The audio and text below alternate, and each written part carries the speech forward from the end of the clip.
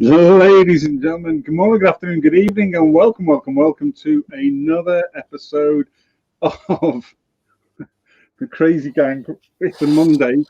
My partner in crime was early, which wasn't bad considering he's just come off a Halloween comedy, gig. And if you haven't watched any of the stuff yet, go to the Three Tits, and that's a funny thing to watch. I'm Big Joe. This man is the man formerly known as, we can't say his name because the legal people don't like it, but he is otherwise known as Keego, the couch pundit. How are you, mate?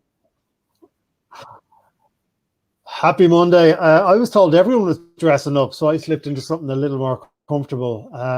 No one else has, so I have to leave this on now for the rest of the show. All good here. How about yourself? Yeah, all good, mate. Just Noel Phillips, one half of we've got one half on and one half watching from our Welsh Rugby Roundup show tonight, and Rugby Chat and Banter in our own right. Happy Halloween. Here we go. Julian says Keego's looking better. Johnny Whopper is on. Keego, the Ulster fan. Well spotted. And one of our team of White Walkers. I've been called English during around. Oh. Yeah, absolutely. I'll take the Ulster bit, not the English bit, I don't think. Happy Halloween, guys, from Gregor Gore. Here we go. So, on tonight's show, we are looking, Keego, and we at the Guinness Six Nations 2020, which concludes next weekend. And we've got some people on from some different nations. We got a newbie on for the first time. And if you're wondering what the cacophony of colour behind me is, you'll see it says LSR. That stands for That stands for Locker Stash Rugby. You know what the problem is? I've had no Malbec tonight, so it's not easy for me to say. It would have been LSR, would have dripped off my tongue. But yeah, look, that's what we've got on. We were going to cover all that. But first and foremost, buddy, you've got a couple of things that you want to cover, haven't you, on polls and surveys and on mental health? Oh, he's frozen. What has happened to Keego? He's frozen with a absolutely. He's frozen with a happy face. Am I all right? Can you hear me? Yeah, you are now. Yeah, you're back in. Can anyone hear me? Yes, you got me. Yeah, all right, cool. Yeah. No, absolutely. Well, you know, much like everyone. Okay, cool. I think there's a tiny bit of delay here, so I might jump back out and in after this bit. But yes, so what we're thinking, we're trying to plan for the future, which is very not quite what our we're going to do forward planning once, basically, because social media, with everyone having all of this time on their hands, let's phrase this nicely, it's become a little bit difficult. People are I don't want to be mean on a Monday. They're being difficult. And kind of, you know, Joe, you get it quite a bit, I get it a little bit, and we're just trying to build our own little piece of the earth where we can talk to each other, communicate, whether we agree or disagree, all that sort of stuff. So Joe has been working, and I've been working on building our own little universe. And what we're going to be doing is we're going to be, in the next couple of days, releasing a poll on our website, on our Facebook page, with a few questions, just asking, yes, or be interested in A, B, or C. And what we're going to do with that then on our next show, we're going to go through the results live and try and build that. Now, it may revolve around Patreon. It may revolve around that stuff. We're going to put the questions out to you. The main continue a healthy discussion, a bit of crack, a bit of banter, as you can tell by my face, but without getting personal and scummy and grimy and all that sort of stuff. I know we're all under pressure, and we'll be talking a little bit about level 5 and all that sort of stuff. It's difficult for everyone, and this is supposed to be a release. This is supposed to be a bit of fun, and that's what we try and do, and that's what Joe does in all of the other shows as well. So that's going to be out in the next couple of days. Hopefully you'll have a couple of minutes to go through that for us. We would really appreciate your time, just to let us know what you want, what you're looking for, if we're anywhere near getting to that and getting closer to that. That's the whole aim of the game. And then we'll go through it with you live on Monday week. And then we can move on from there. So just building our own piece of the world. Good man. And on that, mental health? Yeah, absolutely. So as we said, level 5, whether it's level 1 or level 5, it's tough on everybody, and so we've got a couple of screens to put up here just in case anyone needs Any help, any guidance. I understand that it can be worrying going to family members or friends because you feel that they're already burdened in level 5, or you may feel you're not able to put your issues in a coherent way.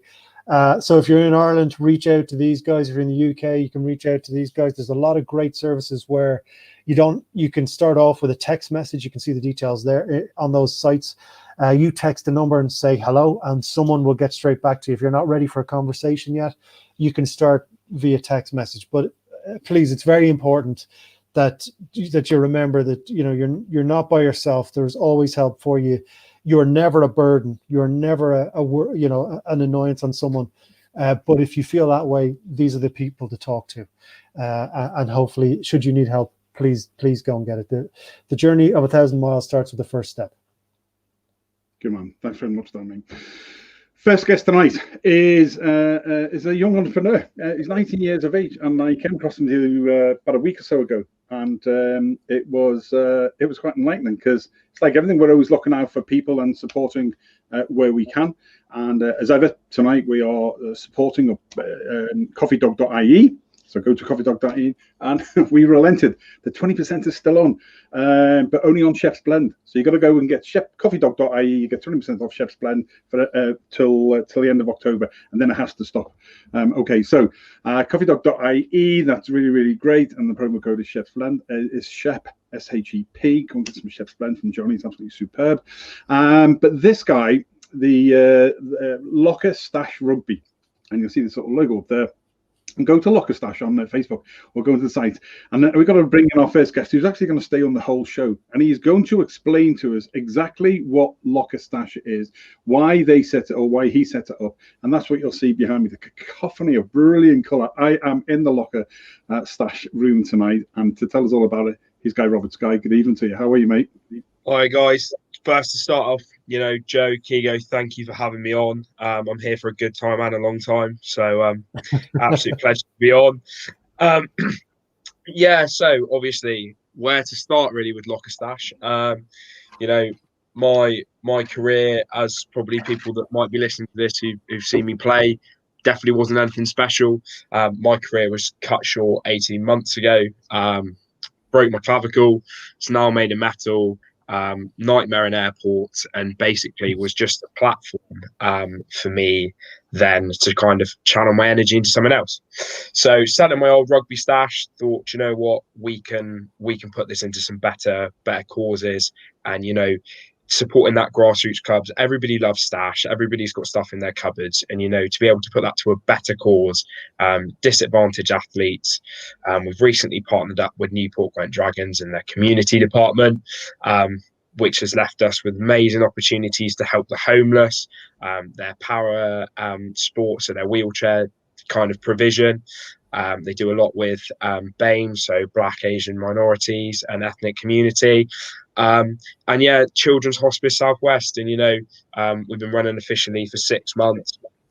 Myself, we're a small human team, myself and Debbie, if she's listening, a bit of credit to her. But it's been an incredible journey so far, reaching out to rugby clubs and selling stash and selling the dream to people. So yeah. Good man yourself. And it's a fab thing, because you're there's something for everybody in the world, and not everybody actually has got the amount of money that for a brand new shirt every single season. I know clubs have to make money, but it's just one of those things, and so having sort of player assigned stash, which people can then buy at heavily discounted rates. You really got to go. You've got to go to lockerstashrugby.co.uk and have a look at what young Guy has put together. It is absolutely amazing. And how old are you? You are 19, aren't you? I am indeed, yeah. 19 going on 90. I'm sat there with a cocoa. I'll be straight in bed after this finishes. But as I say, lads, though, honestly, shameless plug, but absolutely love it. It's that thing that I've always been a bit of a case of, I'm not paying £65 for a replica shirt, but it's a hard time at the minute. Keego, you mentioned the fact about lockdown and things.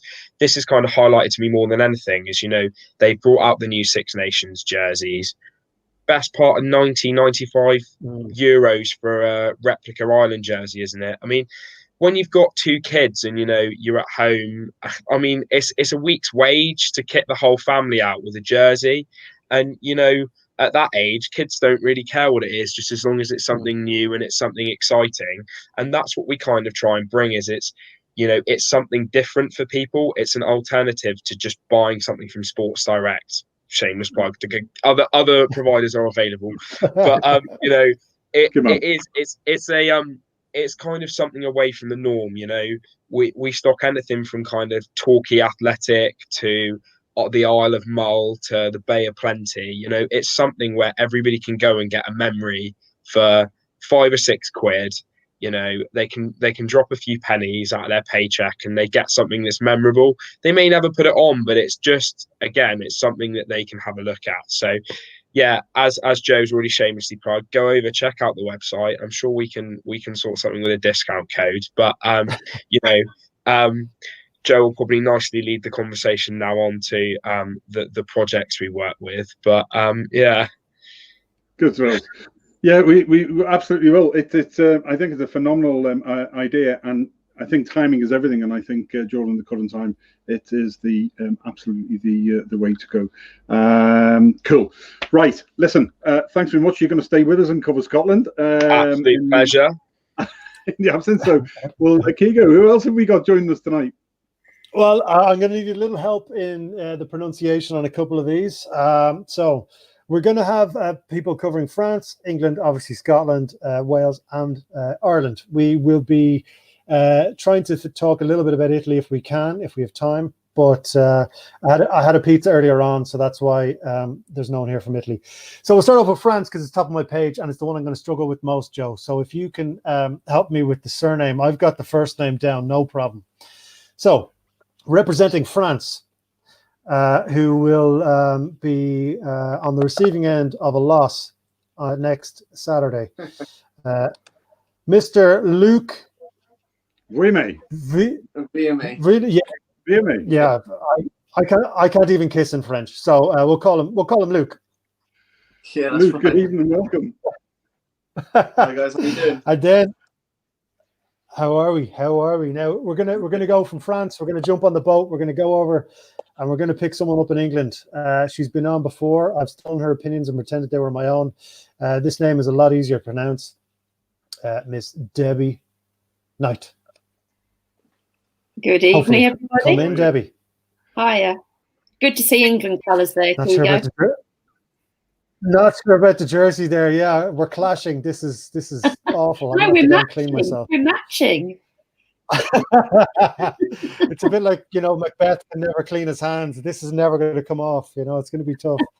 But no, great to see you. And we have Guy in here who's going to do the Scotland end of things. So we're finishing off in Wales.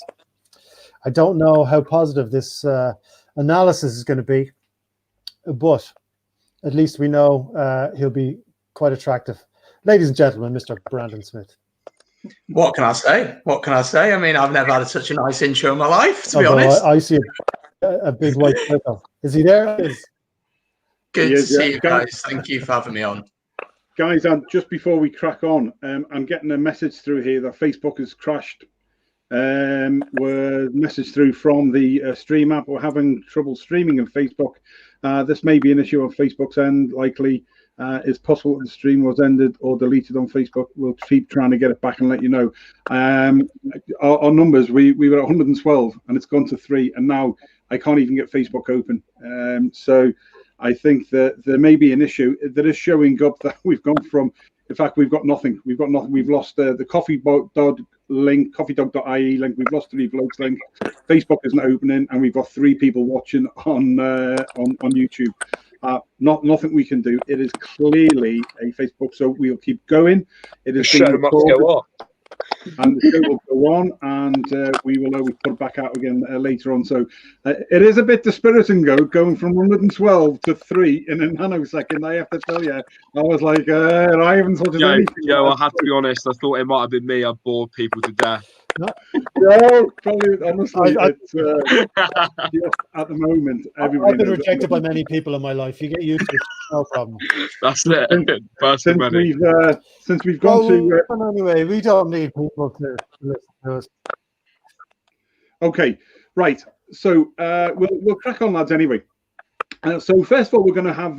We'll see where it goes. We are going to take a quick look at. In fact, we lost Keego now. We're going to take a quick look at where you think each of you think your nation is since the restart of rugby. It has been very convoluted.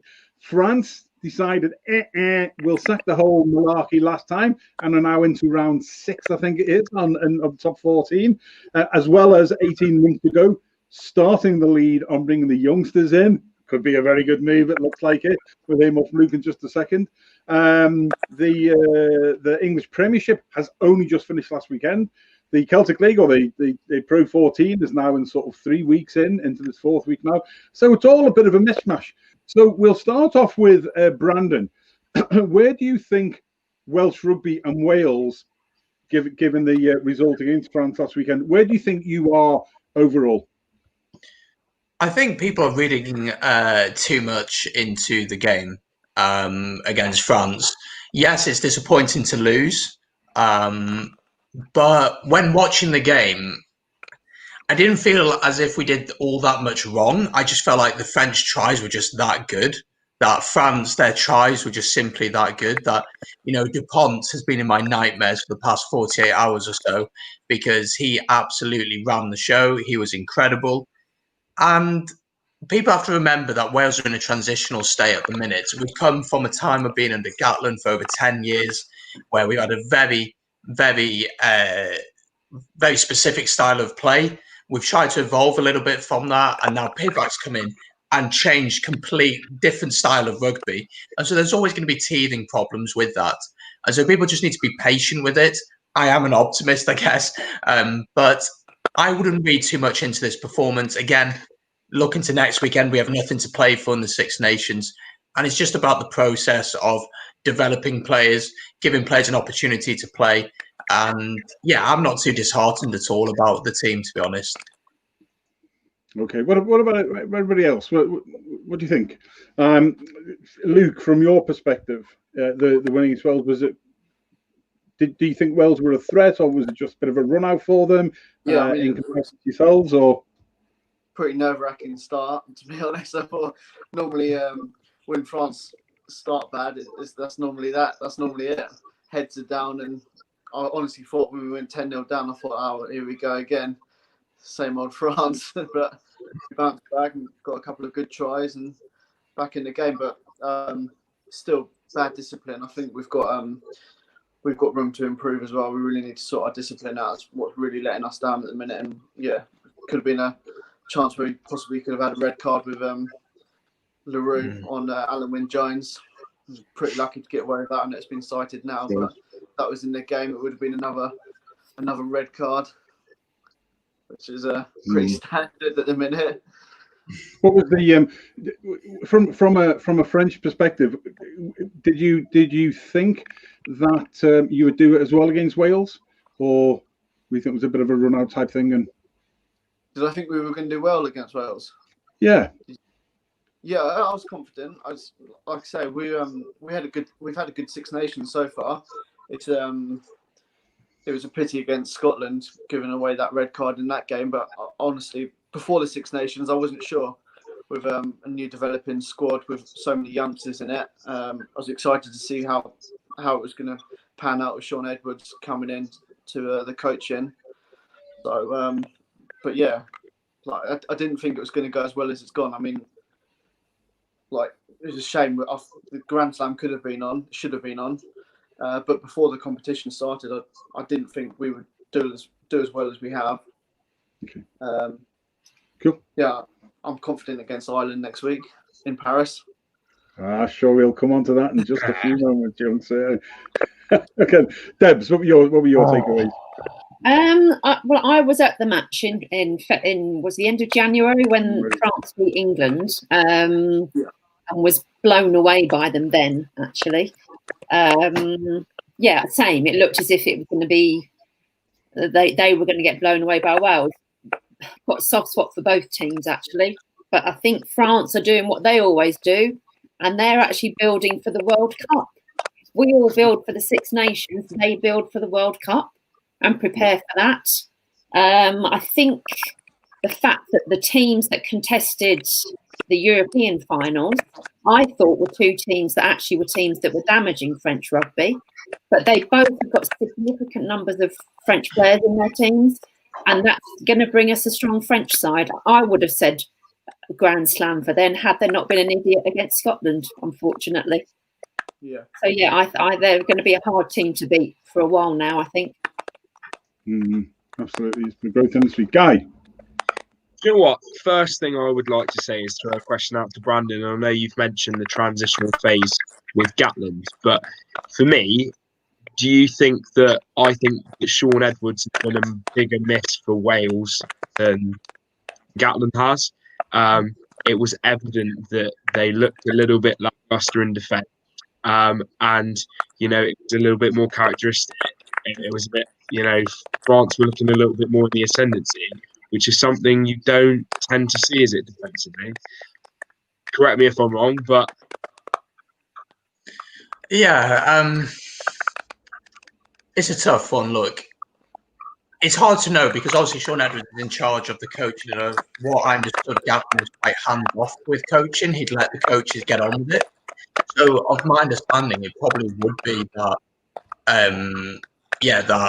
we would miss Shaun Edwards, but I don't know. I just think people are reading too much into it because, as I said, we're in a transitional phase. This team, again, there were quite a few youngsters in the team. Ryan Elias was playing at hooker, and I'm not going to lie, he had a shocking game, and it was pretty bad. But I don't know. I just think people are reading too much into it. I think France, you've got to give credit to France.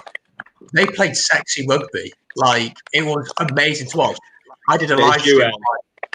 I did a live stream on my channel of it, and all I could do was applaud because it was that good, and flipping heck, Dupont's good, isn't he? I'd say it's the best from half, maybe in the world right now. And I think that my personal opinion is Payback is probably 95% unsure about what he's forward. I mean, you've still got players like LMD. Granted, with the Champions Cup, got props like Tom Francis missing. But is that going to make such a massive difference to the game? But like you said, upon the show, and when they have those days like that, they are unplayable. That French flair from a couple of years ago that you're seeing to come back, and as Debs have said, building for a World Cup, absolutely. And that the emphasis they're putting on the under-20s at the minute, and you can't forget about that as a Six Nations tournament. They're flying, and it's definitely building special from French sides to come. I think also the thing about this team, as you said, is it's the under-20s. They've basically taken their under-20s team and brought them through to play for the first team, and I think that's brilliant. And that's what a team should be doing. And I'm really excited to see what this French team can do. But as Luke said before, it's about their discipline, isn't it? There's always that moment of madness, like we saw at the World Cup when we played them. They should have beaten us easily, and then one of them gives Wainwright an elbow to the head. So it's just little moments like that. They can get that sorted. And yeah, it's going to be interesting to see what Shaun Edwards can do. I don't know if they'll understand his northern accent in France. Just to see if they know what he's saying. But, I've been really impressed by them. And for us, this Autumn Cup coming up, we got a tough group. I don't really expect us to do that well in it. But I'm really excited to see the youngsters being through. Like Louis Rees-Zammit had about 5 minutes on. He had one run. And that's the most excited I got in the whole game. So I just want to see more of him on the pitch, to be honest. But yeah, I'm not too worried. And I'm sure we'll beat England in the Autumn's Cup, and that's all that matters. Okay, fair enough. On that, I think we'll bring Debs in. Tell us how she feels England are. Just let everybody know, I've managed to that whatever happened with Facebook, it got sort of coffeedog.ie, it's back streaming on there, and I've got it back streaming again on our main page, Keego, which I've pinned. We'll just have to reshare it again tomorrow, but it is what it is. We broke Facebook, 112 down to 2 in a nanosecond. That is bloody dispiriting by anybody's mouth after all the work we've done, but it is what it is. On a happier note, Debs, England, where are you? interesting thing for a Welsh rugby fan to say. Winning against England shouldn't be the most important thing. It seems bizarre to me that it is, to be honest, but there we are. So the training squad for this week came out today. And for me, it's the people that are not in it that I'm more interested than the people that are in it. Mm-hmm. What on earth is happening with the scrum halves? You know, we're just talking about one of the world's best, Dupont, and we've got Ben Youngs and Willie Hine. Admittedly, Dan Robson, who I do rate, has not been in because of injury, so I'm very pleased to see him there. But no Ben Spencer. What on earth? Is he going to become the new Alex Good? I'm afraid he might. And then, you know, we're playing Italy. And no disrespect to Italy, but they've actually never beaten England. I wouldn't expect England to go there and lose. They have run England close in the past. But Owen Farrell hasn't played rugby in anger for 8 weeks. Why not have Joe Simmons starting? He's not even in the squad. And Sam Simmons, European Player of the Year, not in the squad. I don't get it. I don't want to be in this situation where I'm criticising Eddie Jones every time he puts the squad out. But he just has these glaring areas, not of gaps, because you'd actually almost think, I think I must have said this, but you'd almost think we were Wales with a number of back row options that we've got. I can't believe that. You know, Wales have got this row of sevens, for example. We haven't had sevens for years, but we now have got plenty of them. But how do we not play the European Player of the Year? It's bizarre to me. I think England will go to Rome and win. At the moment, their points difference is, I think, 20-something, isn't it, on Italy? We're going to talk about what we think on Ireland, rather. We're going to talk about what we think Ireland will do. And I might disagree with Keego when he comes up with his point. But I find myself a bit disappointed in the England squad today. I don't know what anybody else thinks. I'd second that. Could I, seeing as I'm wearing my England colours, could I make a comment on the England team or England squad even? Because Joe and I we did a preview. Was it last show or the show before? I can't remember which one. Time has lost all me. But we were talking about the squad picked for Six Nations and all that sort of stuff. The issue here was with Cooney not being picked in the squad at all. He's now come in, which is great. But we looked at the England squad that he picked and in its entirety, and we got really annoyed at how great that squad selection was and how Eddie is kind of sitting with a few leaders, but also looking forward. And it takes a lot of you're able to bring your ego down to look forward almost, because he doesn't really have to change much in the Six Nations in November. You know, you pick your best squad and they're going to be thereabouts. But he had the foresight to take one step forward as well. And Joe and I applauded him. Like, he's great crack anyway, but we were really impressed by his lack of ego there, similar to Stuart and Leo over here. So it's not all craziness from Eddie. I think he's really, really stepping up the mental game again. Now let me wipe this off. I disagree. I think Eddie Jones is, I don't know. I think sometimes you can play up to the camera, play up to the newspapers, whatever you want to do. But sometimes it's just a little bit cringe. I'm not just saying that because I'm Welsh. I just want to put that out straight away. But but I do think it's true. I do think that sometimes he's a little bit cringe. And I think sometimes you pick players who are playing well. And that's what Pivac has generally done with us. If you're playing well regularly, you'll play. And that's what I've really enjoyed seeing from him. Ben Spencer has been insane. The Simmons brothers have been insane. As Deb said, European Player of the Year. How can you not pick him? It's like Messi winning the Ballon d'Or and Barcelona just decided not to pick him. It's absolutely ridiculous. So I personally don't really get it. Although obviously England are an extremely strong side. They have so much depth. They probably have one of the most competitive leagues in the world.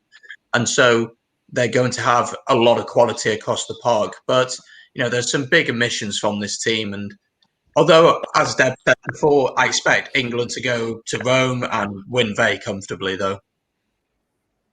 I do. Look, could I just throw something at you? No, knowing it's Italy, and the barbarians if they didn't go on the piss, and then going into that little the November competition, like you don't have to. I think now it's only me now. It's weird that I'm sticking up for Eddie Jones. This is something I never thought I'd be doing, but he knows he doesn't have to pick the full team to be in the shop window, of a victory. So now is the perfect time, this whole October, November time, to start giving fresh blood a run out, so that when it does happen, when they do come in, there's no shock, there's no nothing. Like, there's a lot of omissions I think in each squad that's picked for the remaining Six Nations, and then into November there will be shock omissions all the way around. But I think now is the opportune moment once we get past the Six Nations, because that's money driven. Everyone needs the euros and the sterling, but I think Eddie leaving people out gives them a little kick in the arse, but it also says to the people he's brought in, I trust you. Here's what we're going to do. You're getting your taste of the big jersey now, so that when you get your shot, you're not going to be, worried while you're trying to remember the words to the national anthem kind of thing. And that's just the way I thought. Yeah, the omissions are mad, but I think there is a little bit of thought to the madness. I would come straight in, Keego, and say my only argument with stuff like that is as Debs was rightly highlighting, it's not just the fact that he's a European Player of the Year and Sam Simmonds, but Joe Simmonds. I mean, I'm 5 miles down the road. I played at the same rugby club as them. He's 23 years old. This is what people forget. He's captained his Premiership side to European glory and to Premiership glory. And whatever Jones is kind of planning, my argument is he's obviously got an idea in his head that this is a side that he wants to play. This is the way that he wants to play. And is it something to do with the fact that he's too stubborn in his ego to kind of change the way he plays to fit certain players in?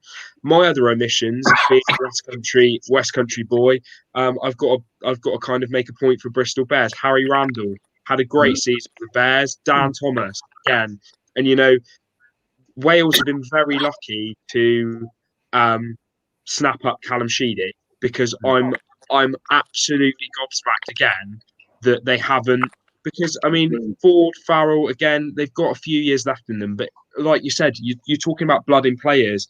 Now's a great example to just slip a few in, because I'm a big believer in momentum and obviously positive. England are picking up where they want to be going into this Autumn Nations Cup, and obviously, like you said, Sunday, all a little bit. Chris Robshaw, I thought was a bit of a joke. I feel sorry for the guy, but coming out and going, I'm terribly sorry, was just a bit like the moment's gone now, mate. Unfortunately. Well, there was an Irish fella there with him, so yeah. Oh, yeah. Poor bloke. Probably drunk Chris Robshaw under the table, mine, but But this is the thing. I just think, what, it would have been an optimum time to bring him in and show those leadership qualities. And that's what Farrell's done. That's what Farrell's done from a young age, even with the Lion. Gatland put faith in him, and you've seen what's happened over time, even from 2013. So can Simmonds fit a similar mould? Absolutely, my view. But it's a case of bringing him now, or is he going to just become another Cipriani omission? I actually think he's more of a Farrell player than a Cipriani player. I think your Marcus Smith is your latest Cipriani style player.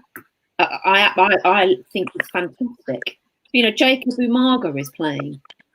And we talk about giving these people a kick up the arse. They've just won the double, Exeter. And been led by Joe Simmonds, and had Sam Simmonds voted the best player in Europe. They don't need to kick up the arse. They need an opportunity to put the England shirt on. It's when there are 9 uncut players in that England squad, so that is a positive. But we'll It's see. It's like buses, though, isn't it, Dad? Like, I'm sure Ireland would love one of these fly-offs. They've not had one for 10, 15 years, and then we get 5 or 6 at once that are all of a decent quality. Yeah, but I mean, Sorry, we've I got the didn't hear same that. thing. I'm going through a tunnel here. I didn't hear any of that. Sorry. I'm sure we- Gareth Deanson will have a couple of games, honestly. Well, I'd have Callum Sheedy, actually. I think he's played for Wales, Ireland, and England, hasn't he? and there's a We've also classic got to example remember, of a guys, man who's wasted. Sorry, Neil. But there's also, guys, there's 2 tournaments. I think I have a delay, so I'm sorry, but there's 2 tournaments as well. So, like, I think the conversation we're having in terms of Eddie's selection, I think there's variations of that around all of our camps. And we can kind of look at it and go, well, the captain of Exeter, the guys who've won doubles and all that sort of stuff, you're not worried about them in pressure rugby. I guess you do want to put them in the white jersey, for example, and we want to put guys in the green jersey.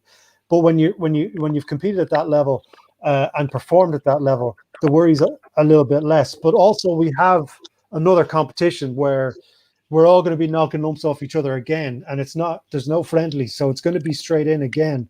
So a lot of these players will be replacing the 9 new caps, and then that means Eddie's then got 15 new caps to then start the next Six Nations with and I think that's part of his thinking, although I've been defending Eddie Jones far too much on this show. So You are. Yeah, you have. Does the guy devalue? Right, my question to you is, Keego, does the guy devalue the jersey by doing that, though? Well, that's the worry. That's the trick. The trick is, if you were to pick the right 9 uncapped players, there's still uncapped players that might be better suited in terms of their output this year, but you still basically need another 15 uncapped players over the next 12 months, and then another 6, 7 over the following 12 months to keep this squad that he's built going around and around. So, but this is it. We've had the geography set. Now we're having the geography squad. Is it like? Yeah. Like that's kind of what it is. It's a tricky one. Let me come in. Let me come in back to Luke. This argument, this conversation that's been going around about the youth having, you've done this. France did this 18 months ago. So what's your thought? France did it at a specific time. Luke, was that right? Saying we don't really care what happens. We're planning out towards 2023. Yeah. And they would live with, using the different competitions even before COVID. Don't forget, you did this. So it's a bit of an astute decision making by the French. And yet we're arguing the toss now we're arguing the toss in Ireland about sort of whether Conor Murray and Johnny Sexton should still be there. They're still great players and everything. But, is it, are we hindering the next generation coming through in those key positions? And France have already done that. What's your take on the other teams? Yeah, I mean, I think England is spoiled for choice, but Eddie Jones always says about finishers. He always says about finishers, but I always think they play too safe, England, and if things aren't going their way, they never have I think instead of saying finishers, I think he should have game changers. He never has anyone to come off the bench I know everyone always says about Cipriani, and I know he's got a bad reputation in that, but he's a game changer at the end of the day, and I think that's what England are missing at the minute is someone to come on that can actually change the game. I mean, the French have got, they've got so many playmakers in their squad at the minute. I mean, even everyone always talks about Dupont, but still the Sirens are still an unbelievable. He would walk into any squad. I think Siren as a number 9 as well to come off the bench is unbelievable, and same with Entomac as well. They've got Jalibert who can come on, who's fantastic when he's playing. I know he's a bit reckless sometimes, but on his day he's unbelievable. Absolutely, it's a difficult situation. I mean, I know we've lost Keego a bit there. We've been sort of playing around. You see the numbers sort of crawling back up now. I've managed to get rid of the old show and put another show on and reshare it in the background. So forgive me if I've been slightly distracted. And we've lost Keego as well. But thank you for staying with us. But it's an interesting thought. At what point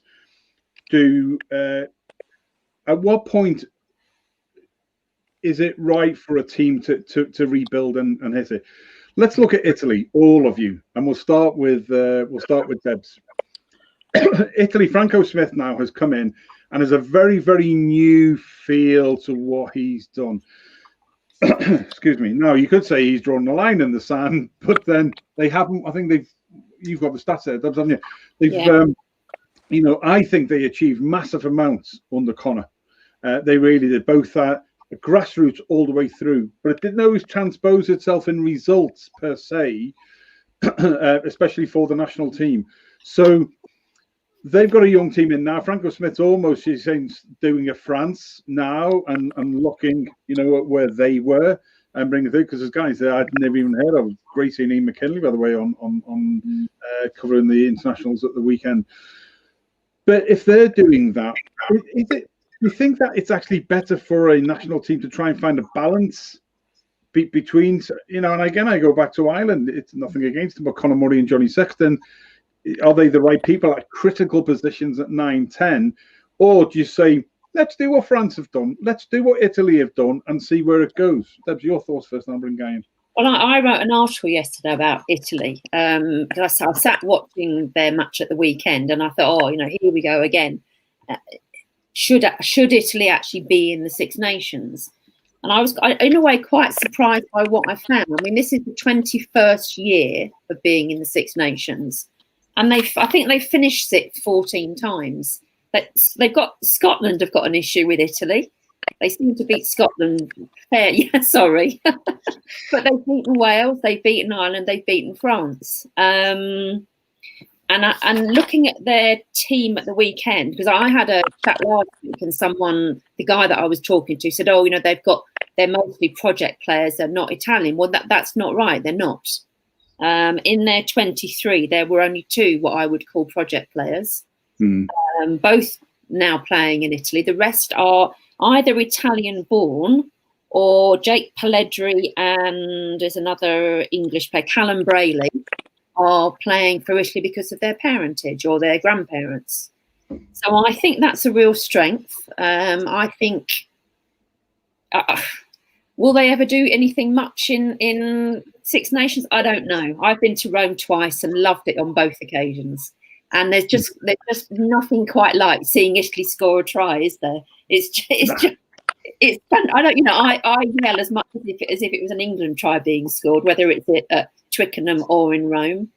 So I think their Zebra and Benetton are doing much better than they had been doing as well in the new leagues for Pro 14.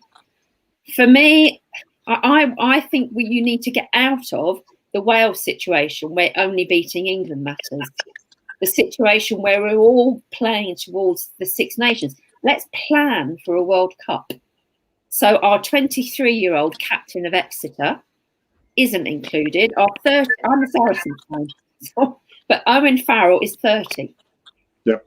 He hasn't played rugby for 8 weeks. Put in the lad that's actually in form and is on an absolute high. Let's see how he gets on in an England shirt. They must be sitting at home wondering what on earth they have to do to get in that England shirt. It's bizarre. So I hope that we see a fair few of these the 9 young players playing. Max Malins would be someone that's a game changer. Yep. I think from the bench. I'd like to see Ollie Thorley start. I build for 2023, not for the Six Nations. I think I'm just going to lose part of my thing here. I think that's the general consensus of most people. We need to move on to looking at next. Thanks for that. Looking at next weekend, Brandon. We'll look at Wales and Scotland. What do you think is going to? What are you looking for from that game? Bear in mind where the positions are for both sides. Well, for us, I'd like to win. Basically, I think it's quite important that we win. We've lost 4 games on the bounce now. I think there's a lot of people on social media talking about Pivac, is he out of his depth, etc. I tend to disagree with that, but I think, if you'd have asked me this question when the Six Nations were meant to happen, I genuinely believe Scotland were going to come to Cardiff and win, because we were not playing well. Our defence was pretty poor. Scotland was playing decent rugby. Finn Russell was tearing teams apart.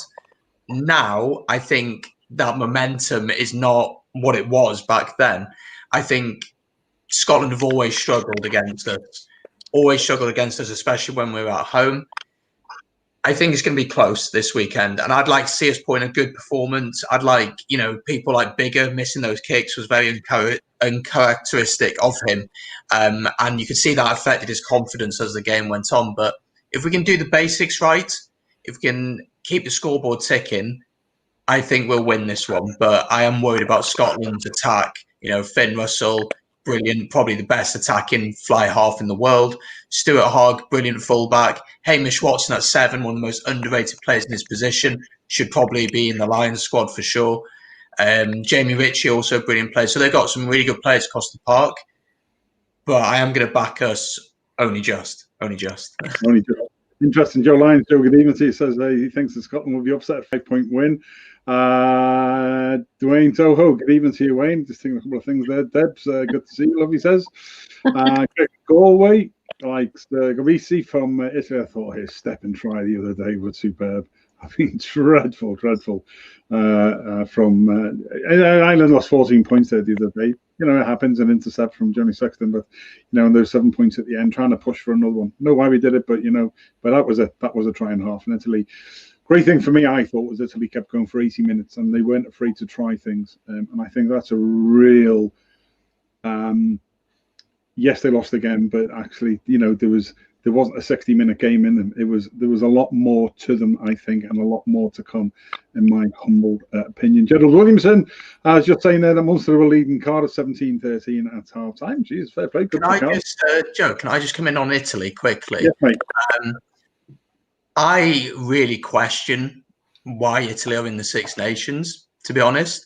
I would love to see a relegation promotion system being put in, although Georgia against Scotland were very poor. Well, not very poor, they just didn't show what they're able to, and they have not played any rugby for months.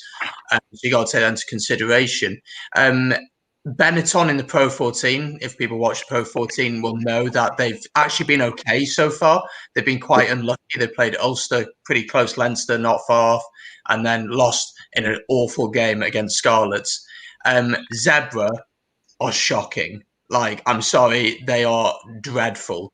They're such a bad side. And I don't know. I think Italian rugby needs a whole reshuffle in general. The problem is in Italy that football is so important. Of course, it's the most important sport for them. It's so dominating. And I think Italy needs to have these players, Italian, doesn't matter if they're not Italian born, but Italian identity that the people of Italy can really get behind and can really identify with. And I think that's really important.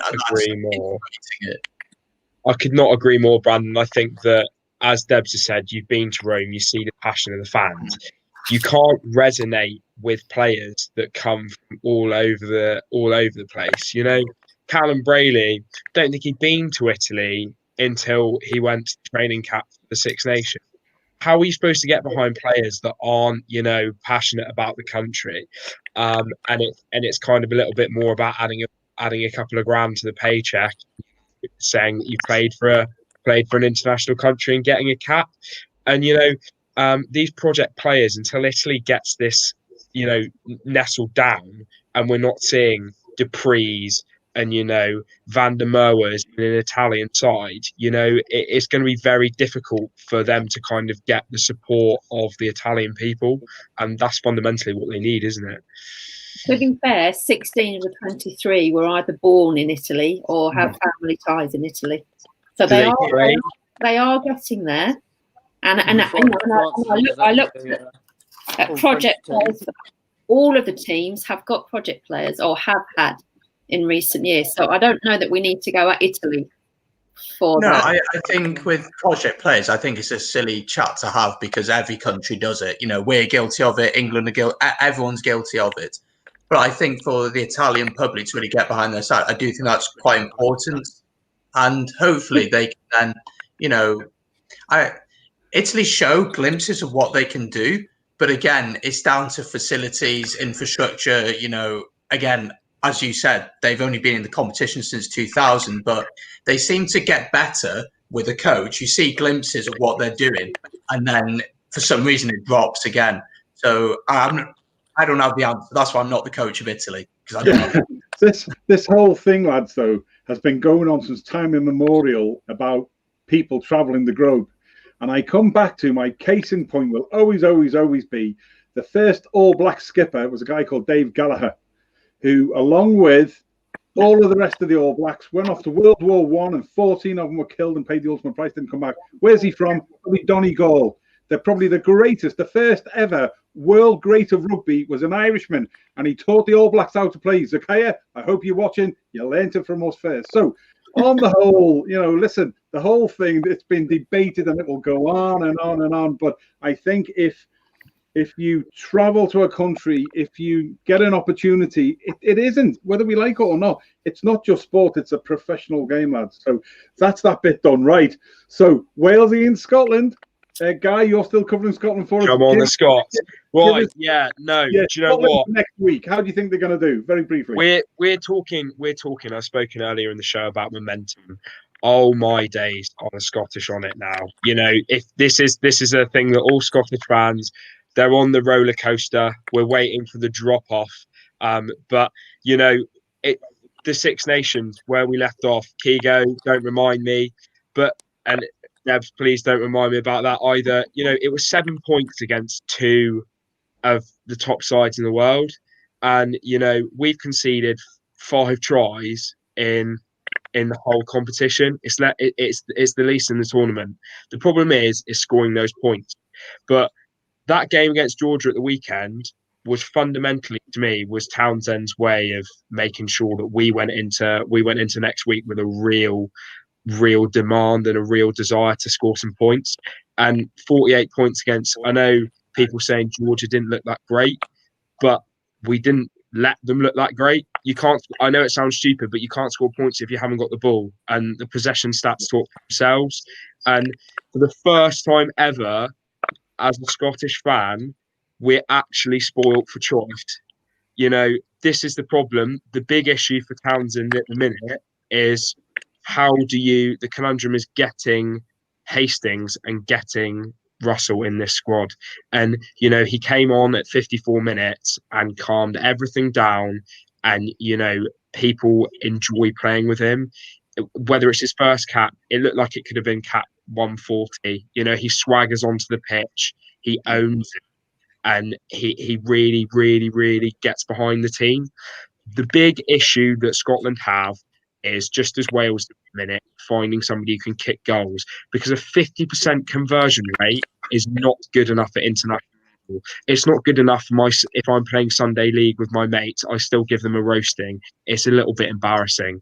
But yeah, and for the first time ever, set piece works and forwards can catch. Unbelievable. Absolutely. And Finn's back in the fold. So this is it, the big man. He still loves a beer, but Greg has got to tickle his ego a little bit. My only worry is though, is you do see with all Scottish teams that moment where they just completely switch off, and it was for the Georgia try. You know, it's a basic lapse in communication, and they miss a 3-on-1. And then you've got the Fergusons trying to do something from the Harlem Globetrotters to stop a pass. Don't know what they're doing there. But, you know, it's basic. And you just hope that against, you know, arguably, they're above Italy in the table. I don't know how.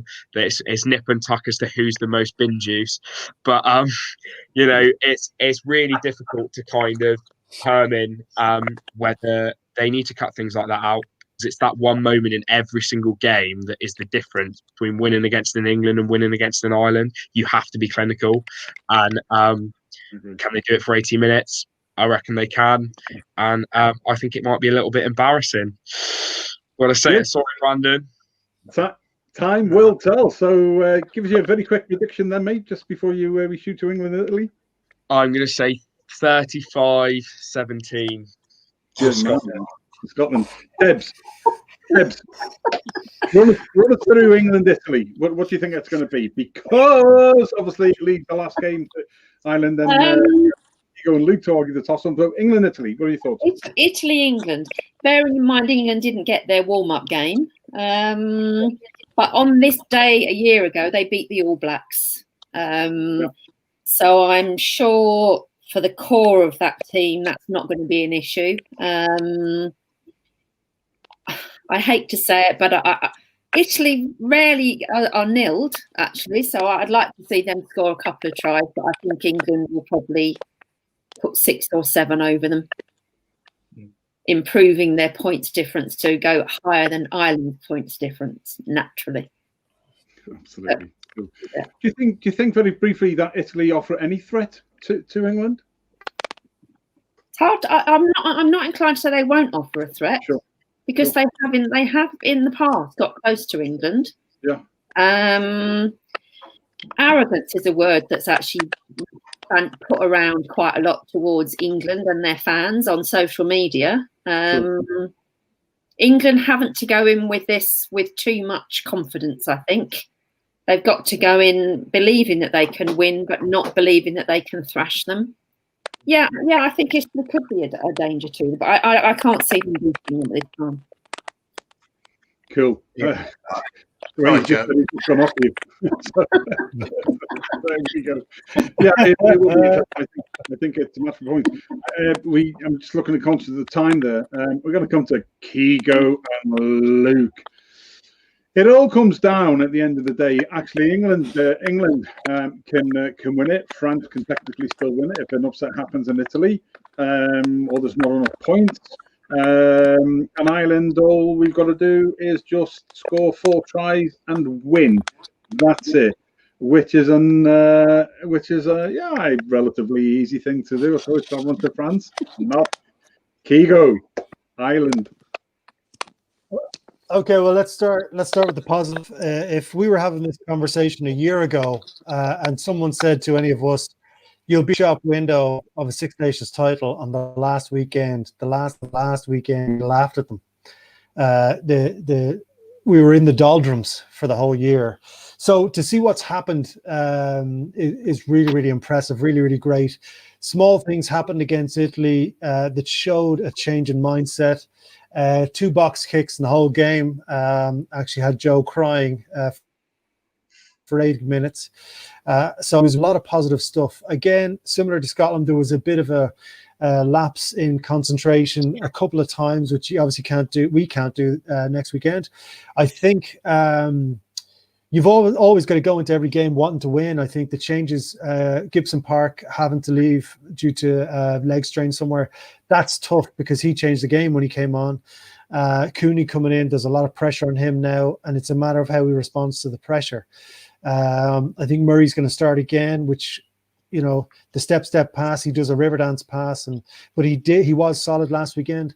But we need our leaders to lead again. We need everyone to stand up and believe in what they're doing. Is there a win out there? My heart always says yes, no matter what.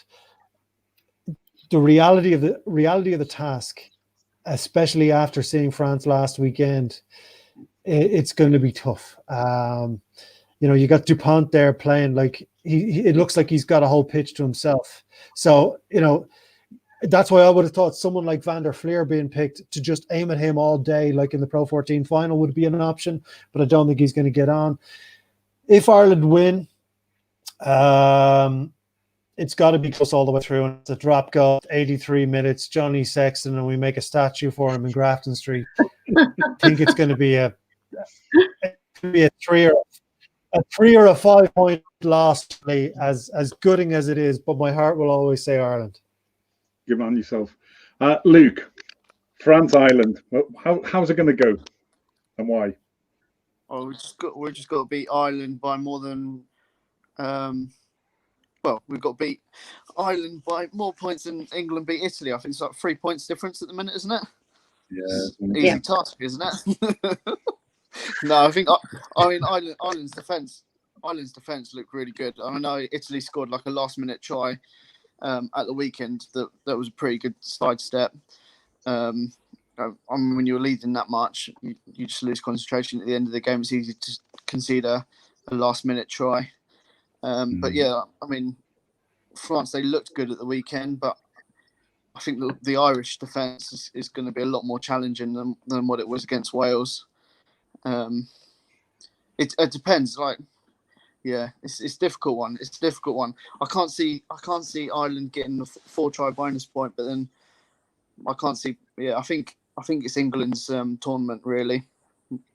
Afraid to say against Italy. I think they've got the easiest route to the Six Nations now. They've just got to Ireland and France. It's going to be a difficult game. They can both win it. France have also just got to win by a bigger margin than England beat Italy, and Ireland have got to beat France by four tries and get the winning bonus point. It's going to be a physical game, the French-Ireland game, because they both know that they've got a task on their hand, and it's the last game, obviously. So they've just got to go out going for it, absolutely going for it. So it's going to be like typical last weekend Six Nations. Anyone can win it. So it's going to be a physical game. That game. I can see a few cards. I can see a few cards. I think it is going to get a bit testy at times. I was just going to stick the table up. Sorry for interrupting you there before I stick the table up. But here is the table, and that's the points differences at the moment. 38 for Ireland, 15 for England, France. So there's only 2 points difference between the two of you. So you're right. So on paper, I think everybody has to say that really it's England's to lose. No disrespect to Italy and where they're going. But what a great way to finish off at the end of the competition, where Ireland and France both know what that they've got to do. If England don't beat Italy convincingly on that game, I mean, it's going to be exciting. The last game of the tournament, France Ireland, that's going to be a very exciting game. If England don't run away with the game, we'll see. And just genius marketing. Yeah, it is. You couldn't. It's like the good old Super Saturday. You always want it to almost come back down to that last bit. Yeah. There's a bit in the middle there. Wales and Scotland be interested how they go on. But England, Italy, just how many? I remember a couple of years ago, England had to put 70 on or something, and it was all down to the last game. And I love that. And I think rugby fans, we love that, where it's that almost, well, on paper, England have just got to it's just rattle out many points and they've won it. But actually, we're all looking that way. But actually, for me, it's one of those. It's not a last-minute drop call from Johnny Sexton. It's 5, 6, 7 tries against France, never done for 177 years. Why not? Because we can bloody well do it, and that's what we're hoping for. Even English fans will probably be hoping for it as well, thinking, "Yeah, Jesus, I hope those mix turn over the French." And for anybody who's watching tonight who thinks, why is there an Irish-looking, thick-set chap with an Irish farmer's beard on, speaking English and supporting France? Give us a few words in French. I mean, if England obviously playing before France and Ireland, and at the minute there's only 2 points difference. If England only managed to beat them by like 10 points or something like that, it's going to be a very exciting game. Yeah, it is. And Ireland can still win it. They've still got to get the bonus points. So like, if England don't get a big, massive score and it's in France's grasp, and as long as it's under 20 points, I don't know. You never know, do you? You never know. Yeah, I think you've got to go up there. I know. If you want an end to magic, you watch out. I know. Time is running out, guys. I'm sorry, but one for the group. If you are in the Ireland squad, do you watch the other 2 games, or do you go about your day as if you're working up to 8 p.m. GMT? What do you do? You go about your job. Yeah, I think so.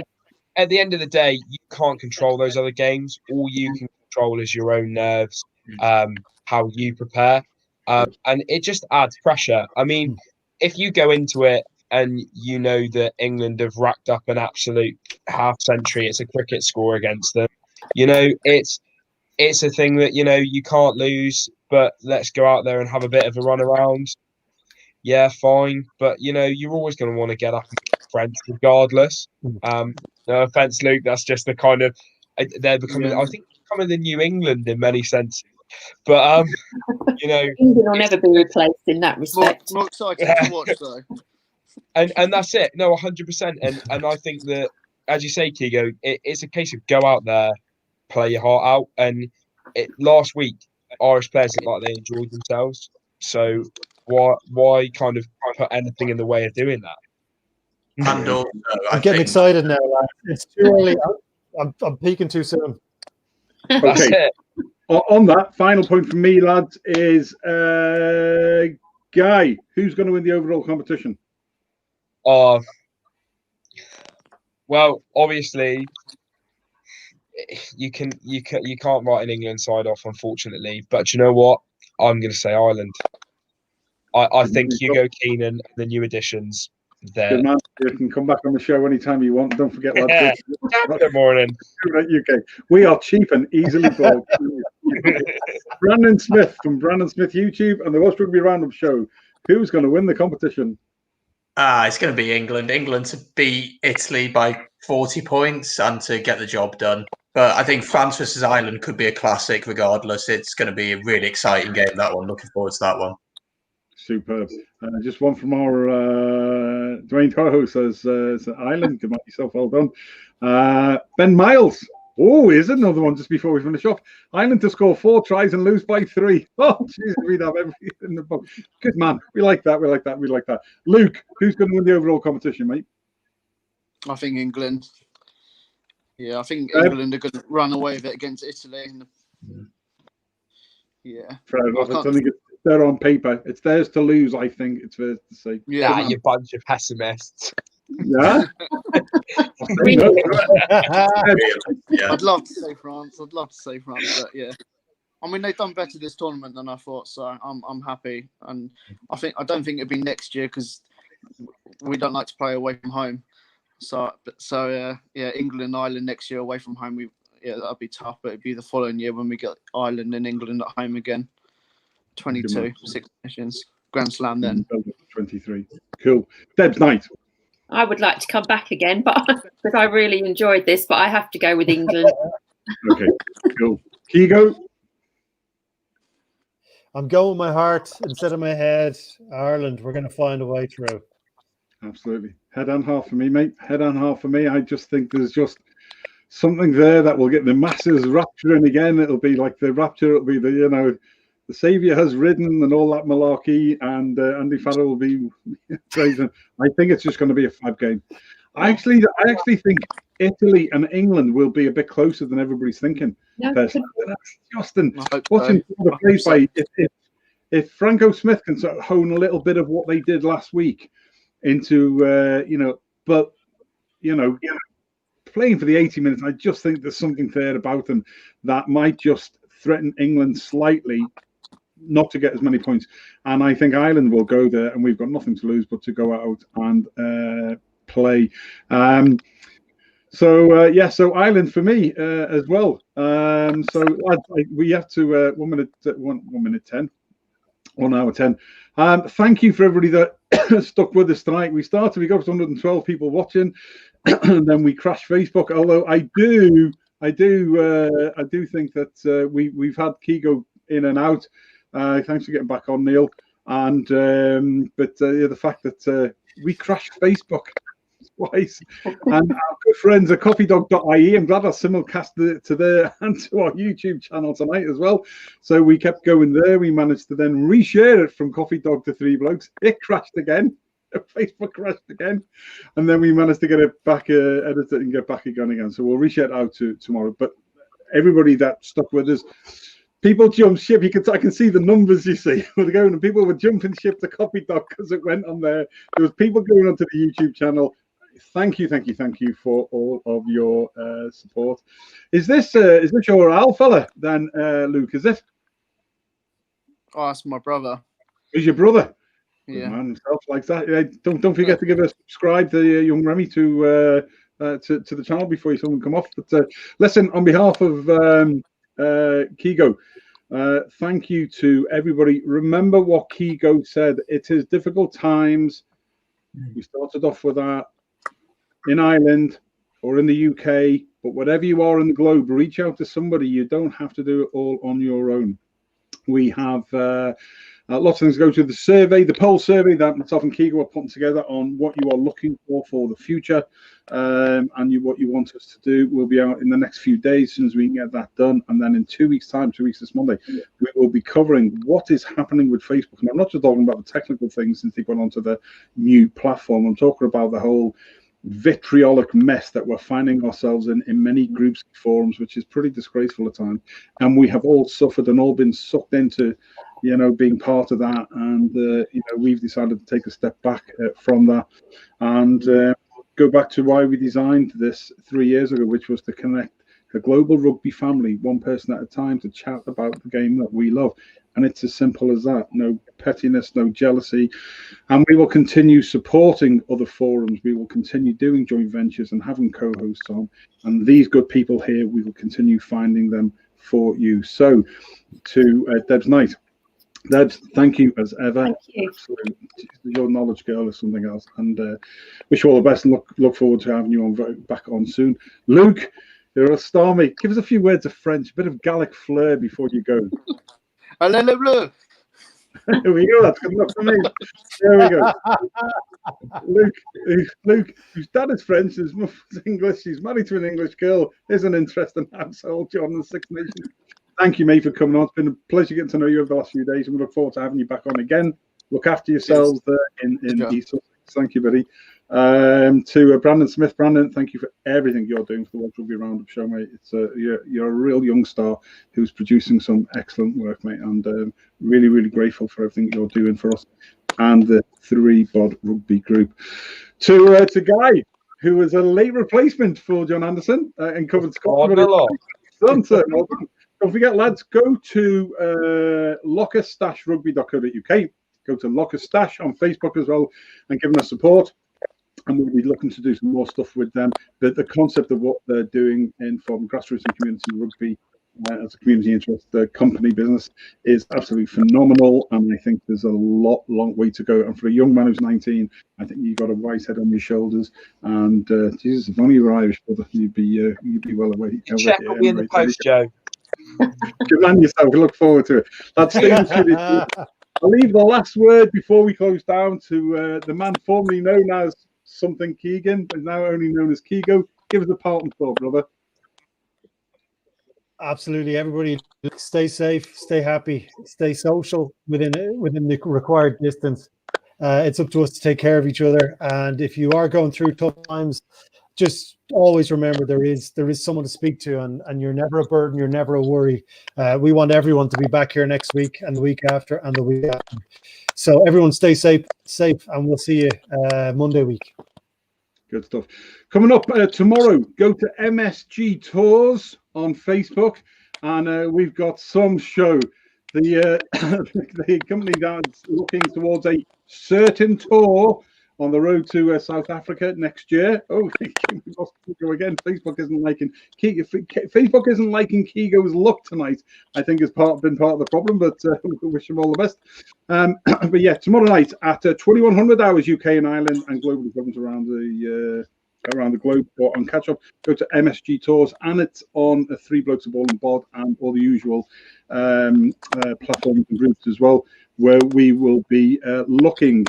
We'll be looking at how MSG Tours and the Lions in Pink and all the rest of the team, and they have put some team together. Ross Harries from Scrum 5 Rugby and Premier, the key anchor man for Premier Sports Rugby, is on tomorrow. He's their new head of media and events, and he'll be telling us about his life and everything they're doing, going on the road to a certain tour to South Africa in 2021. So join us on MSG Tours and 3 Blokes a Ball and Bod tomorrow at 9 o'clock, and then on Thursday we have got our Springbok and South African Rugby Roundup at 7 p.m. UK, 8 p.m. South Africa, and more to follow as ever.